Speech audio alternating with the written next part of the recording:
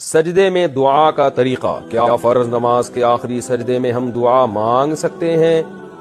کیونکہ میں نے سنا ہے کہ سجدے میں انسان اللہ کے سب سے زیادہ قریب ہوتا ہے۔ نیز اگر دعا مانگ سکتے ہیں تو اس کا طریقہ کیا ہوگا؟ پہلے سجدے کی تسبیح پڑھیں، پھر درود پڑھیں، پھر دعا پڑھیں، پھر درود پڑھیں، یا پھر اٹھ جائیں، یا کچھ اور طریقہ ہے؟ لبنہ صاحبہ انڈیا سے۔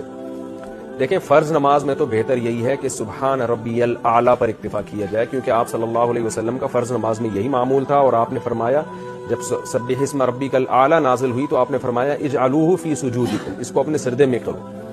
تو امام اگر فرض نماز پڑھا رہا ہے تو اسے تو سبحان ربی الاعلیٰ پر ہی اکتفا کرنا چاہیے، کیونکہ وہ دعائیں مانگے گا تو نماز لمبی بھی ہو جائے گی، اور حدیث میں اس کو بھی پسند نہیں کیا گیا کہ امام زیادہ لمبی نماز پڑھائے۔